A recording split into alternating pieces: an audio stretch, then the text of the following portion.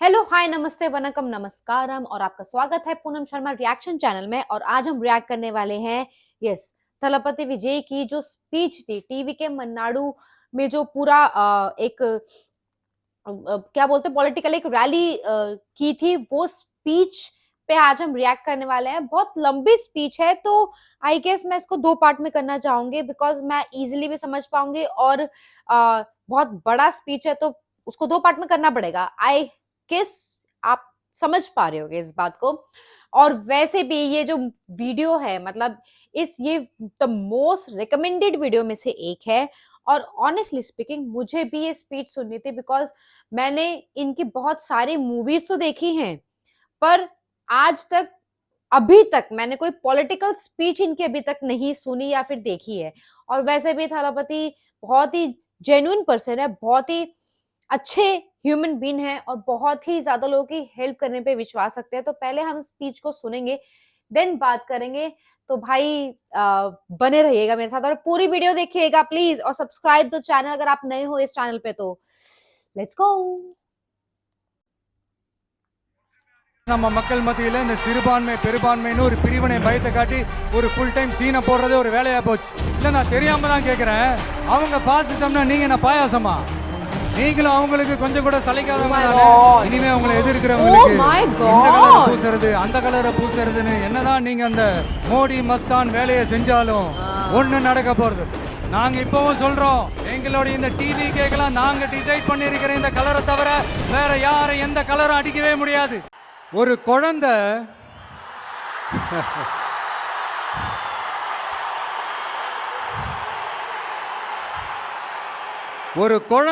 முதல் அம்மான்னு சொல்றப்போ அந்த அம்மாவுக்கு ஒரு சிலிர்ப்பு ஒண்ணு வரும் பாருங்க.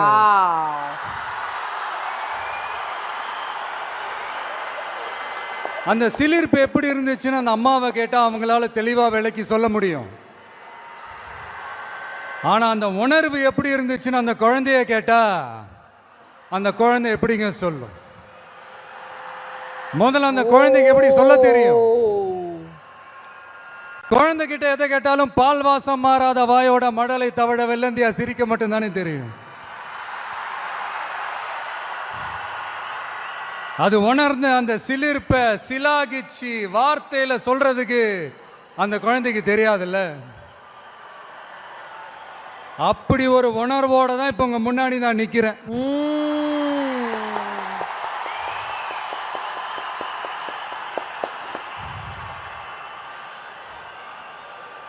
ஆனா அதே நேரத்தில் அம்மா கிட்ட கூட தன்னோட உணர்வை சொல்ல தெரியாம சிரிக்கிற அந்த குழந்தைக்கு முன்னால ஒரு பாம்பு வந்து படம் எடுக்குதுன்னு வைங்களேன், என்ன நடக்கும்? யார் முன்னாடி அப்படி ஒரு பாம்பு வந்து நின்னாலும் அலர் அடிச்சுட்டு ஓடுவாங்க. பாம்பை கண்டா படையை நடுங்கும்னு ஒரு பழமொழியே இருக்கு. ஆனா அந்த குழந்தை என்ன செய்யும் தெரியுமா? தன்னோட அம்மாவை பார்த்து சிரிச்சு அதே சிரிப்போட கொஞ்சம் கூட அலட்டிக்காம அந்த பாம்பையும் சிரிச்சுக்கிட்டே தன்னோட கையில பிடிச்சி விளையாட ஆரம்பிக்கும். एकदम सही.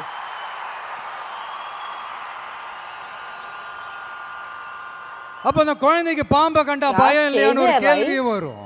मैं पहली बार देख रही हूँ. பாச உணர்வே என்னன்னு சொல்ல தெரியாது அந்த குழந்தைக்கு பயம்னா மட்டும் எப்படிங்க சொல்ல தெரியும்?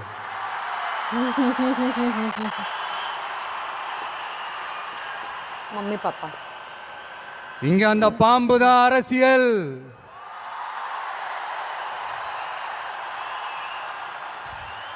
அத கையில பிடிச்சி விளையாட ஆரம்பிக்கிறது தான் உங்க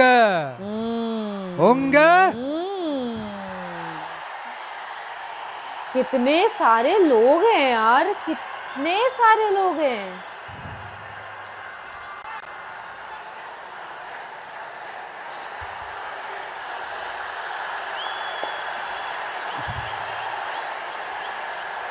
அரசியலுக்கு நாம குழந்தை தான், இது அடுத்தவங்களோட கமெண்ட். ஆனா பாம்பா இருந்தாலும் பயம் இல்லைங்கிறது தான் இங்க நம்மளோட கான்பிடன்ஸ்.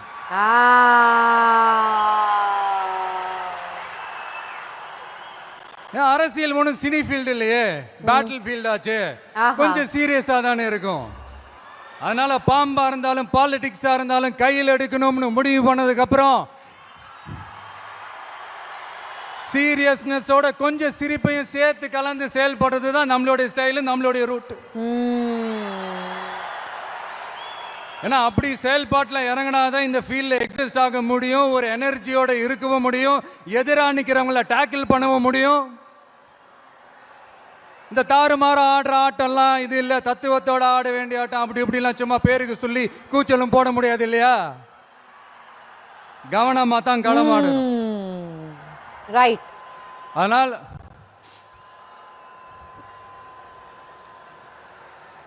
இந்த உணர்ச்சி மயமான தருணத்தில் இந்த மேடை பேச்சோட இந்த ஃபார்மேட்டையும் நான் மறந்துட்டேன். Sorry, very sorry.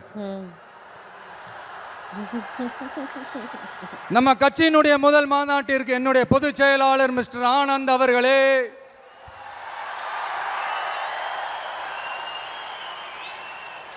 பொருளாளர் திரு வெங்கட்ராமன் அவர்களே, இணை கொள்கை பரப்பு செயலாளர் திருமதி தாகிரா அவர்களே, தலைமை நிலைய செயலாளர் திரு ராஜசேகர் அவர்களே.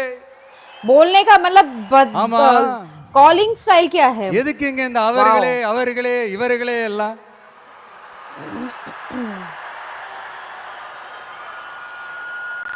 பிறப்புக்கும் எல்லா உயிருக்கும்னு ஒரு அடிப்படை கொள்கையை அறிவிச்சுட்டு அவங்க இவங்க எதுக்குங்க பிரிச்சு பார்க்கணும்? மேடையில் இருந்தாலும் சரி, மேடைக்கு முன்னாடி இருந்தாலும் சரி, இந்த நான், நீ, நாங்க, நீங்க அப்படின்றதெல்லாம் கிடையாது. நாம. He is getting emotional. இங்க யாரு மேல யாரு கீழே அப்படின்ற பாகுபாடெல்லாம் எப்போ நம்ம பார்க்க போறதே இல்லை. நம்மளை பொறுத்த வரைக்கும் நம்ம எல்லாருமே ஒண்ணுதான், நம்ம எல்லாருமே சமம் தான். அதனால என் நெஞ்சில் குடி இருக்கும். பாபாரே, ஒட்டுமொத்தமானவங்க எல்லாருக்கும், ஒட்டுமொத்தமானவங்க எல்லாருக்கும் என்னோட உயிர் வணக்கங்கள், என்னோட உயிர் வணக்கங்கள், என்னோட உயிர் வணக்கங்கள். Oh God.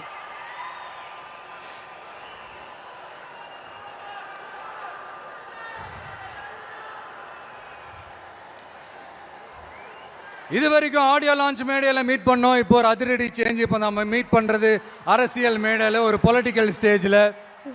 इमोशनल அரசியல்னாலே இந்த கோபமா கொந்தளிச்சாதான் ஏதோ புரட்சி பண்ண வந்தவங்க முன்னாடி எல்லாம் ஒரு கான்செப்ட்லாம் இருந்துச்சு. அதெல்லாம் நமக்கு எதுக்குங்க? அதெல்லாம் நமக்கு செட்டும் ஆகாதுங்க. அதனால இந்த ஆச்சா போச்சான்லாம் இந்த கத்துறதெல்லாம் விட்டுட்டு, இந்த கோபமா கொந்தளிக்கிறதெல்லாம் விட்டுட்டு, ஸ்பீக்கிங் டு த பாயிண்ட், டக்குன்னு பேச வந்த விஷயத்துக்கு வந்துடணும். சயின்ஸ் அண்ட் டெக்னாலஜி மட்டும் தான் மாறணுமா? டெவலப் ஆகணுமா? ஏன் பாலிடிக்ஸ் மட்டும் மாறக்கூடாதா? டெவலப் ஆகக்கூடாதா? மாறணும். இல்லைன்னா இந்த நியூ வே வேர்ல்டு மாத்திரும். இங்க எப்பவுமே மாறாதது மனுஷ பிறப்பு, பசி, வேலை, உழைப்பு, பணம், இந்த மாதிரி சிலது மட்டும்தான். இன்னைக்கு இருக்கிற ஜெனரேஷனை பத்தி தெளிவா புரிஞ்சுக்கிட்டாதான் எதுவுமே ஈஸியா முன்னெடுத்து வைக்க முடியும். அப்படி ஒரு பாயிண்ட்டுக்கு வந்ததுனால தான் நம்மளுடைய இந்த ஸ்பீச்சும் இந்த மணிக்கணக்காலாம் இருந்துடக்கூடாதுன்னு முடிவெடுத்தோம். இந்த புள்ளி விவரம் புலியால நம்ம கதற போறதும் இல்லை. இந்த வேர்ல்டு ஹிஸ்டரி, வேர்ல்டு லிட்ரேச்சர்னு கோட்ஸ் மேல கோட்ஸ் சொல்லிக்கிட்டு ஏதோ MP3 ஆடியோவை ஆன் பண்ணி விட்ட மாதிரி பேச போறதும் இல்லை. இங்க ஆல்ரெடி இருக்கிற அரசியல்வாதிகளை பத்தி அதிகமா பேசி டைம் வேஸ்ட் பண்ண போறதும் இல்ல. அதுக்காக மொத்தமா கண்ணை மூடிக்கிட்டு இருக்க போறதும் இல்ல.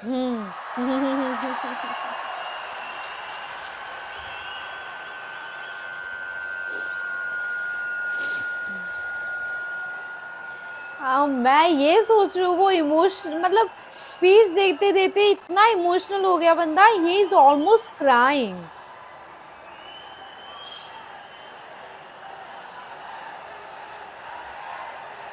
पॉज लेना पड़ा बाबा. இப்ப என்ன தேவை? அது எப்படி தீர்த்து வைக்கிறது? இப்போ என்ன ப்ராப்ளம், அதுக்கு என்ன சொல்யூஷன், இப்படி யோசிச்சாலே போதுங்க. இப்படி யோசிச்சதை ஷார்ட் அண்ட் ஸ்வீட்டாக நம்ம மக்கள்கிட்ட நம்ம எடுத்து சொன்னாலே போதும், அவங்களுக்கு நம்ம மேலே கான்ஃபிடென்ஸ் வரும். அதுவும் இல்லாமல் அரசியலை நம்பிக்கை தர்றது இந்த கொள்கை கோட்பாடுகள் தானே. அது யாருக்கிட்ட இருந்து எடுக்க போகிறோம், எப்படி அடாப்ட் பண்ண போகிறோம், எந்த ரூட்டில் அப்ளை பண்ண போகிறோங்கிறத மக்கள்கிட்ட நம்ம தெளிவாக சொல்ல வேண்டியது நம்மளோட கடமை இல்லையா? அப்படி நம்மளுடைய கொள்கை தலைவர்கள், நம்ம ஃபாலோ பண்ண போகிற தலைவர்கள், நம்மளுடைய வழிகாட்டிகள் யார் யாருன்னு இப்போ நம்ம சொல்ல போகிறோம். அவங்க வேற யாரும் இல்லை, இந்த மண்ணில் வாழ்ந்தவங்க தான், இந்த மண்ணுக்காக வாழ்ந்தவங்க தான், இந்த மண்ணுக்கு அங்கீகாரம் வாங்கி தந்தவங்க தான், அதனாலேயே இந்த மண்ணோட அடையாளமாகவும் மாறி போனவங்க தான். எஸ், பகுத்தறிவு புரட்சியாளர் தந்தை பெரியார்.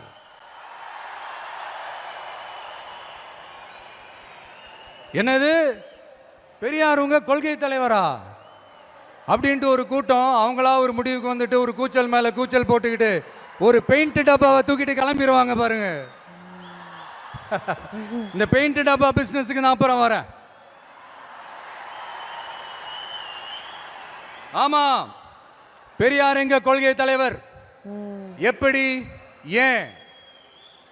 பெரியார் சொன்ன கடவுள் மறுப்பு கொள்கையை மட்டும் நாங்க கையில் எடுக்க போறதே இல்லை. எங்களுக்கு அதில் உடன்பாடும் இல்லை.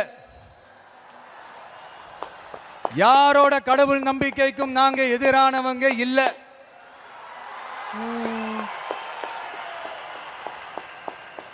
அரசியல் அண்ணன் தம்பி உறவை அறிமுகப்படுத்தின அறிஞர் அண்ணா சொன்ன மாதிரி ஒன்றே குலம் ஒருவனே தேவன்றது தான் எங்க நிலைப்பாடும். ஆனாலும் பெண் கல்வி, பெண்கள் முன்னேற்றம், சமூக சீர்திருத்தம், சமூக நீதி, பகுத்தறிவு சிந்தனை, பெரியார் சொன்னது எல்லாத்தையும் நாம முன்னெடுக்க போறோம். பெரியாருக்கு அப்புறம் எங்களுடைய கொள்கை தலைவர் பச்சை தமிழன் பெருந்தலைவர் காமராஜர். பெருந்தலைவர் காமராஜர் இந்த மண்ணில மதச்சார்பின்மைக்கும் நேர்மையான நிர்வாக செயல்பாட்டுக்கும் முன்னுதாரணமா இருக்கிறதால அவரை எங்கள் வழிகாட்டியாக ஏற்கிறோம். இந்திய துணைக்கண்டத்தின் அரசியல் சாசனத்தை ஆக்கி காட்டியவர் அண்ணல் அம்பேத்கர்.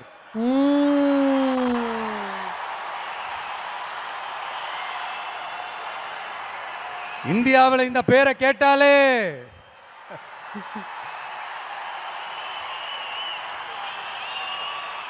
சமூகத்தில் ஏற்றத்தாழ்வு ஏற்படுத்துறவங்க எல்லாம் நடுங்கி போயிடுவாங்க. வகுப்பு வாரி பிரதிநிதித்துவத்தையும் சாதிய ஒடுக்குமுறையையும் நிலைநிறுத்த போராடின மாபெரும் தலைவர், அவரையும் எங்கள் வழிகாட்டி என்று சொல்வதில் பெருமை கொள்கிறோம். பெண்களை கொள்கை தலைவர்களாக ஏற்று களத்தில் வரும் முதல் அரசியல் கட்சி நம்ம தமிழக வெற்றி கழகம் தான். அப்படி நாம வழிகாட்டி தலைவர்களாக ஏற்ற 2 பெண்கள்ல ஒருத்தர், ஆக பெரும் வீராங்கனை, இந்த மண்ணை கட்டியாண்ட பேரரசி வேலு நாச்சியார்.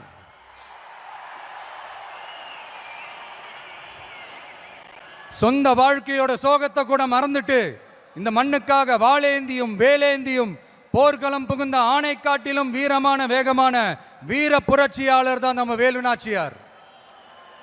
இன்னொருத்தர், முன்னேற துடிக்கிற சமூகத்தில் பிறந்து இந்த மண் பின்தங்கிட கூடாது என்பதற்காக அதோட முன்னேற்றத்திற்காக பாடுபட்ட அஞ்சலை அம்மாள்.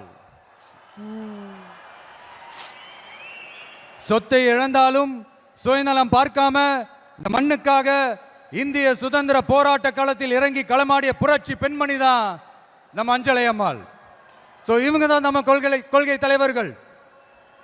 இவங்களை நாம உறுதியாக பின்பற்றுவதே நமது மதச்சார்பின்மைக்கும் சமுதாய நல்லிணத்திற்குமான மிகப்பெரிய சான்றாக இருக்கும். ஸோ மை டியர் ஃப்ரெண்ட்ஸ், உங்ககிட்ட ஒரு தனிப்பட்ட வேண்டுகோள். இந்த மற்றவங்க பின்னாடி மற்றவங்க கூட நிற்கிறவங்கள பார்த்து சொல்ற மாதிரி நம்மளை பார்த்து யாரு விசில் அடிச்சாங்க குஞ்சுன்னு சொல்லிடக்கூடாது. நம்மளுடைய கொள்கை கோட்பாடுகளையும் வழிகாட்டி தலைவர்களையும் மனசுல நிறுத்தி நாம செயல்படுறத பார்த்து இவங்க வேகமானவங்க ஆனா விவேகமானவங்கன்னு சொல்லணும். எல்லாரும் அப்படி சொல்ல வைக்கிற மாதிரி நாம செயல்படணும். எஸ், சொல்லல முக்கியம், செயல் செயல் செயல் தான் முக்கியம்.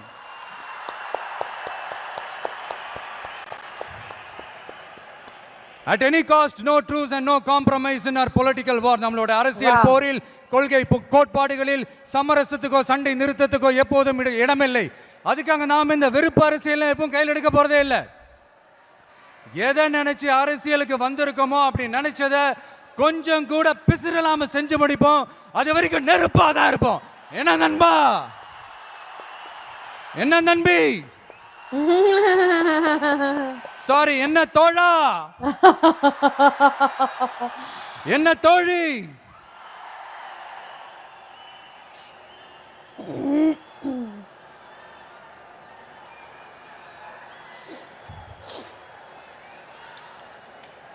இந்த அரசியல்லாம் நமக்கு எதுக்குங்க? நாம பாட்டுக்கு நடிச்சோமா 4 காசு பார்த்தோமான்னு இருக்கலான்னு தான் ஆரம்பத்தில் நானும் நினைச்சேன். ஆனா நாம மட்டும் நல்லா இருக்கணும்னு நினைக்கிறது சுயநலம் இல்லையா?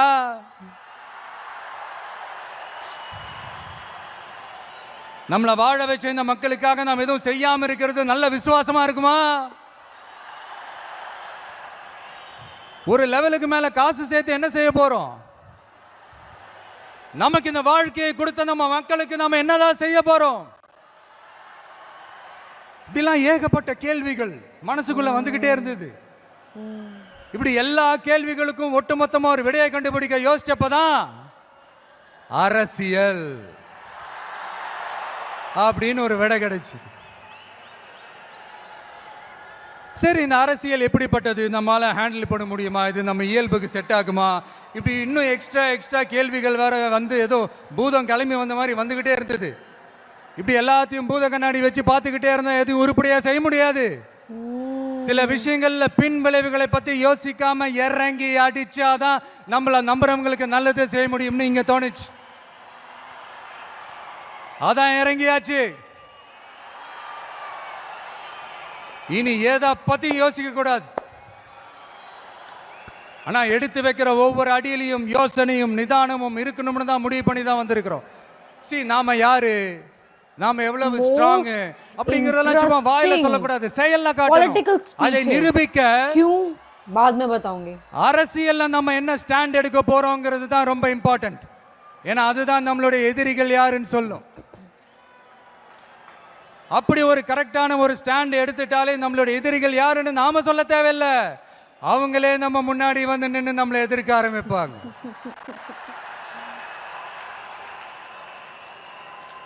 எதிரிகள் இல்லாத வெற்றி வேணும்னா இருக்கலாம், ஆனா களம் இருக்க முடியாது. அந்த களத்துல நம்ம வெற்றியை தீர்மானிக்கிறது நம்மளுடைய எதிரிகள் தானே. நாம கட்சி அனௌன்ஸ் பண்ணப்பவே, அதாவது பிறப்புக்கும் எல்லா உயிர்க்கும்னு திருக்குறளோட உயிர் நாதத்தை நம்மளுடைய அடிப்படை கோட்பாடா கொள்கையை அறிவிச்சப்பவே நம்மளுடைய உண்மையான எதிரி யாருன்னு டிக்ளேர் பண்ணிட்டோம். பிறப்பை வச்சு ஏற்றத்தாழ்வு இல்லவே இல்லை, அது கூடவே கூடாதுன்னு ஒரு சமதர்ம சமத்துவ கொள்கையை கையில் எடுத்தப்பவே இங்க கொஞ்சம் கதறல் சத்தம் கேட்க ஆரம்பிச்சது. मैंने अभी तक किसी को ऐसे पॉलिटिकल स्पीच देते हुए नहीं देखा जो कि सामने மாநாட்டில் இப்போ ஓபனா அறிவிச்சதுக்கு அப்புறம் அந்த கதறல் இன்னும் சத்தமா கேட்கும் நினைக்கிறேன். பாப்போம். நம்மளோட இந்த இயல்பான அடிப்படையான கோட்பாட்டுக்கு எதிராக இருக்கிற மாதிரி மக்களை மதம், சாதி, இனம், மொழி, பாலினம், ஏழை பணக்காரன்னு சூழ்ச்சி செய்து பிரித்து ஆளும் பிளவுவாத அரசியல் சித்தாந்தம் மட்டும்தான் நமக்கு எதிரியா? அப்படின்னா நமக்கு ஒரே ஒரு எதிரி தானா? இல்லையே, நமக்கு இன்னொரு கோட்பாடு இருக்கே. ஊழல் மலிந்த அரசியல் கலாச்சாரத்தை எதிர்க்கிறது தானே அது. அடாடாடாடாடா, இந்த ஊழல் இருக்கே, அது அப்படியே எல்லார் வாழ்க்கையிலையும் பழகி போய் அப்படியே வாழ்ந்துட்டு இருக்கிறோம். இது ஒரு வைரஸ் மாதிரி அப்படியே பரவி கிடக்கு. இது எந்த அளவுக்கு 100% ஒழிக்க முடியுமான்னு எனக்கு தெரியல. பட் வேற வழி இல்லை, அதை ஒழிச்சு தான் ஆகணும். அது வேற கதை, அதுக்கு நம்ம அப்புறமா வருவோம்.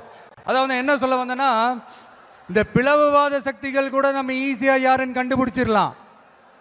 ஏன்னா அது ஒரு மதம் பிடிச்ச யானை மாதிரி. அது பண்ற அராஜகத்திலே ஆபியஸா நம்ம கண்ணுக்கு தெரிஞ்சிடும். அதுவும் இல்லாம அதுவே அதை காட்டியும் கொடுத்துரும். ஆனா இந்த கரப்ஷன் இருக்கே, यही तो मेन पॉइंट है. அது எங்க ஒளிஞ்சிருக்கு, எப்படி ஒளிஞ்சிருக்கு, எந்த ஃபார்ம்ல ஒளிஞ்சிருக்கு கண்டுபிடிக்கவே முடியாது. கருத்தியல் பேசி கொள்கை நாடகம் போடும், கலாச்சார பாதுகாப்பு வேஷமும் போடும். அதுக்கு முகமே இருக்காது, முகமுடி தான் இருக்கும். முகமுடி தான் முகமே. இப்படி முகமுடி போட்ட கரப்ஷன் கபடதாரிகள் தான் இப்ப நம்ம கூடவே இருந்துகிட்டு இப்போ இங்க நம்மள ஆண்டுகிட்டு இருக்காங்க. எஸ், ஐ ரிப்பீட், நம்மளுடைய ஒரு எதிரி பிளவுவாத சக்திகள், நம்மளோட இன்னொரு எதிரி இந்த கரப்ஷன் கபடதாரிகள். நம்ம மக்களுக்கு தெளிவா தெரியும் யார் இங்க வரணும், யார் இங்க வரவே கூடாது. ஏன்னா இது மதச்சார்பின்மை பேசுற தமிழ்நாட்டு மண். பெரியார், அண்ணா, பெருந்தலைவர் காமராஜர், வேலு நாச்சியார், அஞ்சலை அம்மா எல்லாம் பிறந்த மண். இங்க இந்து முஸ்லிம் கிறிஸ்தவர்கள் எல்லாம் அவங்கவுங்க வழிபாட்டு தலங்களில் வாழ்க்கை முறையில மட்டும்தான் இருக்கும். ஆனா ஒட்டுமொத்தமா தமிழ்நாடுன்னு வந்துட்டா, சரி பாத், ஒற்றுமையை காட்டணும்னு வந்துட்டா, ரைட். ரொம்ப கஷ்டம் ப்ரோ, ரொம்ப ரொம்ப கஷ்டம் ப்ரோ. அதே மாதிரி இப்போ ரீசெண்டாக கொஞ்சம் நாளைக்கு முன்னாடி பார்த்துருப்பீங்க நம்ம தமிழ்நாட்டில் என்ன நடந்துச்சுன்னு. இங்கே சாதி இருக்கும், ஆனால் சைலண்டாக மட்டும்தான் இருக்கும். சமூக நீதிக்கான அளவுகோலாக மட்டுமே தான் அது இருக்கும். அதை வச்சு நம்ம மண்ணை வேற மாதிரி மாற்றணும்னு யார் என்ன ட்ரை பண்ணாலும் அது நம்ம மக்களே அனுமதிக்க மாட்டாங்க. ஏன்னா இந்த மண்ணில் அது பொலிட்டிக்கல் அப்ரூவ் ஆன ஒரு தியரி அண்ட் கான்செப்ட். சரிப்பா, உன்னோட எதிரிகள் யாருன்னு சொல்லிட்டா மட்டும் போதுமா? அதுதான் உன்னோட அரசியலான்னு கேட்டா இல்ல. மகத்தான அரசியல்னா அது மக்களுக்கான அரசியல் தான். மக்களோட மக்களா, அவங்கள ஒருத்தனா, அவங்களுக்கான ஒருத்தனா, எப்பவும் மாறவே மாறாத அந்த குணத்தோட மனசோட களத்துல நிக்கிறது தான் எங்களோட நிரந்தர அரசியல் பாதை.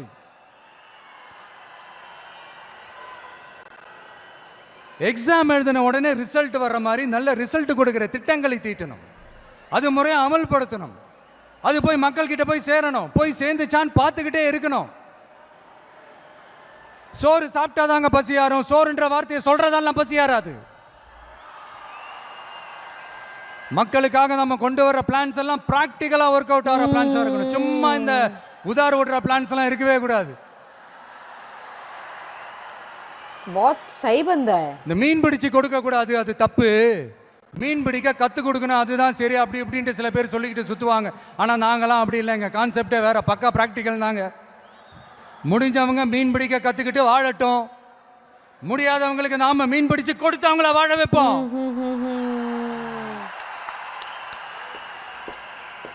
எங்களை பொறுத்த வரைக்கும் மக்களுக்கு நல்லதுன்னா எதுவுமே தப்பு இல்லை. ends justify the means. எங்கள் இலக்குகளே எங்கள் வழிகளை தீர்மானிக்கின்றன. பில்டிங்கும் ஸ்ட்ராங், பேஸ்மெண்ட்டும் ஸ்ட்ராங்ன்ற பொலிட்டிக்கல் கிளாரிட்டி தான், அரசியல் தெளிவு தான் எங்களுடைய நிர்வாக செயல்முறையா இருக்கும். எங்களோட இந்த அரசியல் கொள்கை நிலைப்பாடு எல்லாமே யதார்த்தமானதா இருக்கணும். இந்த ஆல்டர்னேட் பாலிடிக்ஸ், ஆல்டர்னேட் ஃபோர்ஸ், மாற்று அரசியல், மாற்று சக்தி, இந்த மாதிரி ஏமாத்துற வேலையெல்லாம் நாம எப்போ செய்ய போறதே இல்லை. இங்க ஏற்கனவே இருக்கிற அரசியல் கட்சிகள்ல 10ஓட 11 இன்னும் ஒரு மாற்று சக்தின்னு சொல்லிக்கிட்டு இந்த எக்ஸ்ட்ரா லக்கேஜாலாம் நான் இங்க வரல ப்ரோ. एकदम एकदम सही. நம்ம நாட்டுக்கு கேடு செய்யற இன்னும் எக்ஸ்ட்ரா வேலையெல்லாம் ஈஸியா செஞ்சுக்கிட்டு மக்கள் மத்தியில தங்களை மாபெரும் சக்திகளா நினைச்சுக்கிட்டு இருக்கிற மிகப்பெரிய ஏமாற்று சக்திகளோட பிடியில் இருந்து தமிழ்நாட்டை முழுமையா மாத்திர ஒரு முதன்மை சக்தியா இருந்து உங்களுடைய மகனா, அண்ணனா, தம்பியா, தோழனா, உங்கள ஒருத்தனா இருந்து நான் உழைக்கணும். இதான் என்னோட டார்கெட்டும்.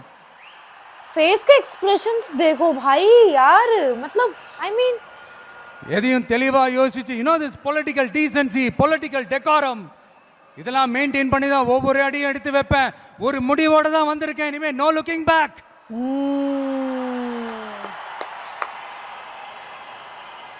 இந்த முடிவு நான் மட்டும் எடுத்த தனிப்பட்ட முடிவு இல்லைங்க, நாங்க எடுத்த முடிவு.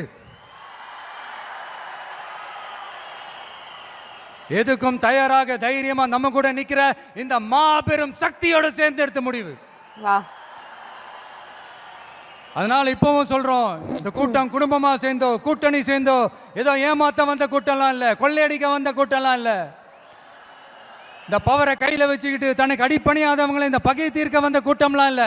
பக்கா பிளானோட, பப்ளிக் இன்ட்ரெஸ்டோட, பவர் பக்டா 3 இருக்கிற கூட்டம். एकदम सही यार. இது ஏதோ சோஷியல் மீடியாவுல கம்பு சுத்த வந்த கூட்டம்லாம் நினைச்சிடாதீங்க. ரைட் ரைட் ரைட் சொசைட்டிக்காக ரைட் வாழேந்தி நிக்க போற கூட்டம், நம்ம மண்ணை வாழ வைக்கிறதுக்காக அரசியல் வாழேந்தி நிக்க போற கூட்டம். Yes, this is a mass gathering, not for cash. बिल्कुल सही. This is the But mass for a gathering, good not for cause. Cash but for the good cause. Wow यार, what a person. I mean देखो, मुझे यहाँ रुकना पड़ रहा है, उसकी रीजन यही है कि भाई इसको 2 पार्ट में करेंगे. लेकिन ना इस पूरी स्पीच में ना, मैंने बहुत सारे पॉलिटिकल स्पीच देखी है, न्यूज में देखा है. यूजुअली क्या होता है कि जो मिनिस्टर्स होते हैं ना, वो स्पीच पढ़ के बोलते हैं.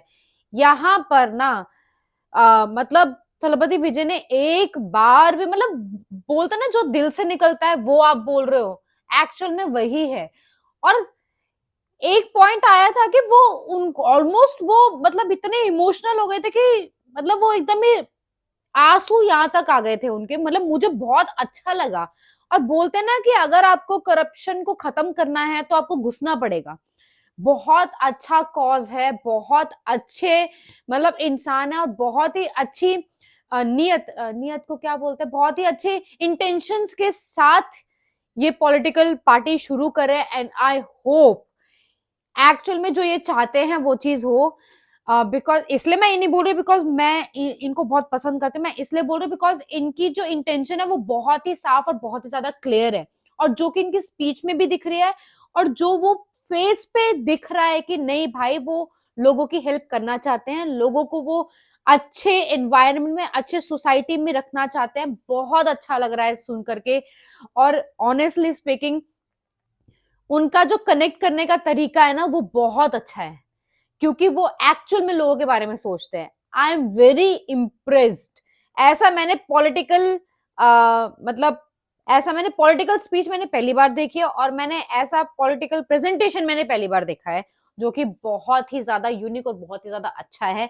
And I hope next CM जो है वो थलपति विजय बने तमिलनाडु के. एंड कौन कौन ये चाहता है, प्लीज मुझे कमेंट सेक्शन पे जरूर बताइए. और इसका नेक्स्ट पार्ट बहुत जल्दी ही आएगा.